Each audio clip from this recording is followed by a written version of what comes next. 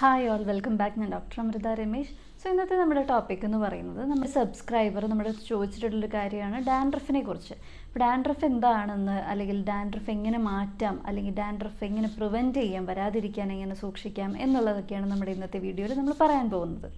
അപ്പോൾ ഡാൻഡ്രഫ് എന്താണെന്ന് first of all നമ്മൾ പറയാമെന്നുണ്ടെങ്കിൽ നമ്മുടെ ഡെഡ് സ്കിൻ സെൽസ് ഉണ്ടാവും നമ്മുടെ സ്കാൽപ്പിനകത്ത്. ഡെഡായിട്ടുള്ള, നമ്മൾ പറയാറില്ലേ ഡെഡ് സെൽസ് എന്നൊക്കെ പറയുന്ന പോലെ, അതിൻ്റെ ഫ്ലേക്കായിട്ട് ഇങ്ങനെ പൊടി പൊടി പോലെ നിൽക്കുന്നതാണ് ഡാൻഡ്രഫ് എന്ന് യൂഷ്വലി നമ്മൾ പറയുന്നത്.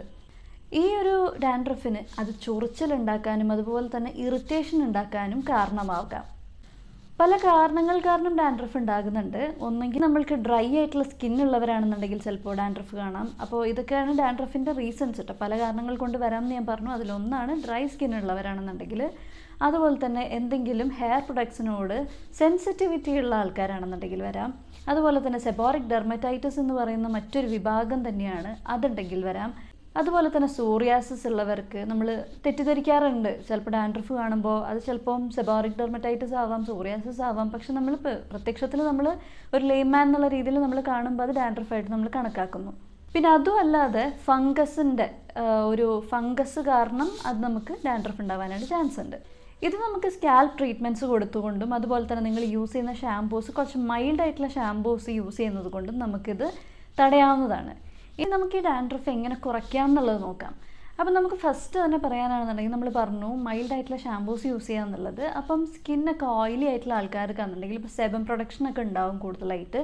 അപ്പോൾ ഓയിലി ആയിട്ടിരിക്കും സ്കാൽപ്പ് എപ്പോഴും. അപ്പോൾ വേർക്കും കൂടെ ചെയ്യുകയാണെന്നുണ്ടെങ്കിൽ അത് ഭയങ്കരമായിട്ട് ആ ഒരു സെൽസ് അവിടെ ഉണ്ടാകുന്ന പൊടി പൊടി പോലെ കാണപ്പെടുന്ന ആ ഡെഡ് സെൽസ് അല്ലെങ്കിൽ ഡെഡ് സ്കിൻ സെൽസ് എന്ന് പറയുന്നത് അവിടെ ഒട്ടിപ്പിടിച്ച് നിൽക്കുകയും അത് പിന്നെ പൈലപ്പായി അത് ഡാൻഡ്രഫ് ഭയങ്കരമായിട്ട് കൂടുന്ന അവസ്ഥയിലേക്കും എത്തും.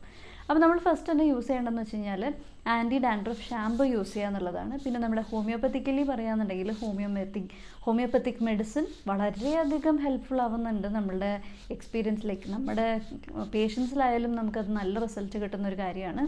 ഡാൻഡ്രഫുള്ള പേഷ്യൻസിൽ നമ്മൾ ഹോമിയോപ്പത്തിക് മെഡിസിൻ കൊടുക്കുക, externally as well as internally കഴിക്കാനും കൊടുക്കുന്ന സമയത്ത് നല്ല രീതിയിൽ റിസൾട്ട് കാണാറുണ്ട്. അതുപോലെ തന്നെ നമ്മൾ ചെയ്യേണ്ടതെന്ന് വെച്ച് കഴിഞ്ഞാൽ ഇപ്പോൾ പറഞ്ഞതുപോലെ റെഗുലർ ആയിട്ടുള്ള ഷാംപൂയിങ് നല്ലതാണ്.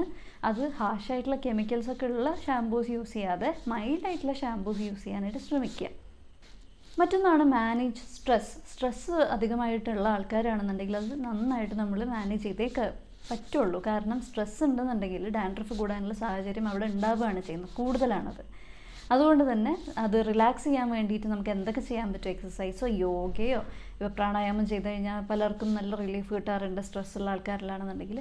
അപ്പോൾ അങ്ങനെ നിങ്ങൾക്ക് സ്ട്രെസ് റിലീഫ് ഉണ്ടാക്കുന്ന എന്ത് ചെയ്താലാണോ സ്ട്രെസ് റിലീവ്ഡ് ആവുന്നത് അത് നിങ്ങൾ ചെയ്യുക. പിന്നെ മറ്റൊന്ന് നിങ്ങൾ ശ്രദ്ധിക്കേണ്ടതെന്ന് വെച്ച് കഴിഞ്ഞാൽ നിങ്ങളുടെ ഡയറ്റിനെ ഇമ്പ്രൂവ് ചെയ്യുക എന്നുള്ളതാണ്. ഇപ്പം നിങ്ങൾ ഒരു നല്ലൊരു രീതിയിലുള്ള ഭക്ഷണം അല്ല കഴിക്കുന്നത്, ഒരു ഭക്ഷണ രീതി ഒട്ടും കൊള്ളില്ല എന്നുള്ള രീതിയിലാണ് പോകുന്നതെന്നുണ്ടെങ്കിൽ അത് നിങ്ങൾക്ക് ഡാൻഡ്രഫ് കൂട്ടാനായിട്ട് സാഹചര്യം ഒരുക്കും. അതുകൊണ്ട് തന്നെ ഒരു ബാലൻസ്ഡ് ആയിട്ടുള്ള ഒരു ഹെൽത്തി ഡയറ്റ് നിങ്ങൾ ഫോളോ ചെയ്യുക എന്നുള്ളതാണ് ഫസ്റ്റ് ചെയ്യേണ്ടത്.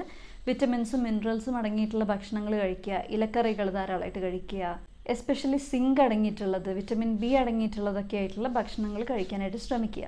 പിന്നെ നിങ്ങൾ മറ്റൊന്ന് ചെയ്യേണ്ടതെന്ന് വെച്ച് കഴിഞ്ഞാൽ നിങ്ങൾക്കിപ്പോൾ ഹെയർ ഫോൾ ഉള്ള ആൾക്കാരാണെന്നുണ്ടെങ്കിലും ഇത് ശ്രദ്ധിക്കേണ്ട ഒരു കാര്യമാണ്. ബ്രഷ് ചെയ്യുക, നിങ്ങൾ നന്നായിട്ട് സ്കാൽപ്പ് അല്ലെങ്കിൽ ഹെയർ നന്നായിട്ട് ബ്രഷ് ചെയ്യുക എന്നുള്ളതാണ്. ജടയൊക്കെ കുത്തിയിട്ടുള്ള മുടിയൊക്കെ ആണെന്നുണ്ടെങ്കിൽ ഹെയർ ഫോൾ കാരണമാകും. അപ്പോൾ നിങ്ങൾ ഫസ്റ്റ് തന്നെ ചെയ്യേണ്ടതെന്ന് വെച്ച് കഴിഞ്ഞാൽ അറ്റത്തുനിന്ന് മുടി ചീകി മേലേക്ക് ചീകി കൊണ്ടുവരാൻ ശ്രമിക്കുക. അല്ലാണ്ട് ആദ്യം തന്നെ മേലെ നിന്ന് താഴേക്ക് ചീകാതെ അടിയിൽ നിന്ന് ചീകി മേലേക്ക് വരിക. അതുപോലെ തന്നെ മറ്റൊരു കാര്യം എന്ന് പറയുന്നത് നിങ്ങൾ നന്നായിട്ട് കോംപ് ചെയ്യുന്ന സമയത്താണെന്നുണ്ടെങ്കിൽ നമ്മുടെ നാച്ചുറലായിട്ടുള്ള ഹെയറിലുണ്ടാകുന്ന അല്ലെങ്കിൽ സ്കാൽപ്പിലുണ്ടാകുന്ന നാച്ചുറലായിട്ടുള്ള ഓയിൽ ഈവൻലി അവിടെ സ്പ്രെഡായിരിക്കും. അപ്പം അങ്ങനെ ബ്രഷ് ചെയ്യുന്നത് നല്ലതാണ്. എന്ന് വെച്ച് ബ്രഷ് ചെയ്യാൻ പറഞ്ഞതെന്ന് ഓർത്ത് എപ്പോഴും ബ്രഷ് ചെയ്യുന്നതും കേടാണ് കേട്ടോ. ഇനി നമുക്ക് നാച്ചുറലായിട്ടുള്ള കാര്യങ്ങൾ നോക്കുകയാണെന്നുണ്ടെങ്കിൽ ടീ ട്രീ ഓയിൽ നല്ലതാണ്, അലോവേറ നല്ലതാണ്. അതുപോലെ തന്നെ ആപ്പിൾ സിഡർ വിനീഗർ എന്ന് പറഞ്ഞിട്ട് നമുക്ക് അവൈലബിൾ ആയിട്ടുള്ളൊരു വിനീഗർ ടൈപ്പാണ്, അത് യൂസ് ചെയ്യുന്നത് നല്ലതാണ്. അത് ഡൈല്യൂട്ട് ചെയ്തിട്ട് നമുക്ക് കുളിക്കുന്ന വെള്ളത്തിൽ മിക്സ് ചെയ്തിട്ട് കുളിക്കാം. അതുപോലെ തന്നെ ഇപ്പോൾ ചൂടുവെള്ളം യൂസ് ചെയ്യുന്നവരാണെന്നുണ്ടെങ്കിൽ തലയിൽ ചൂടുവെള്ളം കഴിവതും ഒഴിവാക്കുക.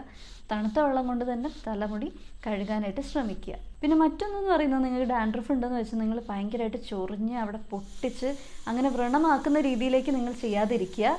സ്കാൽപ്പ് നല്ല ആരോഗ്യം അല്ലെങ്കിൽ ഹൈജീനിക് ആയിട്ട് നോക്കുക എന്നുള്ളതാണ് നമ്മൾ നെക്സ്റ്റ് ചെയ്യേണ്ടത്. അതുപോലെ തന്നെ അതിനെ ഇറിറ്റേറ്റ് ചെയ്യാതിരിക്കുക. ഒരുപാട് മാന്തി പൊട്ടിച്ച് കൂടുതൽ ഡാൻഡ്രഫ് ഉണ്ടാവാനായിട്ട് ചാൻസ് ഉണ്ട്, ഇൻഫെക്ഷൻ ആവാനും ഒക്കെ ചാൻസ് ഉണ്ട്. കാരണം പൊട്ടിക്കഴിഞ്ഞ് കഴിഞ്ഞാലൊക്കെ നിങ്ങൾക്ക് ചിലപ്പോൾ അത് ഇപ്പോഴുള്ള അവസ്ഥേനേക്കാൾ കൂടുതലായിന്ന് വരും.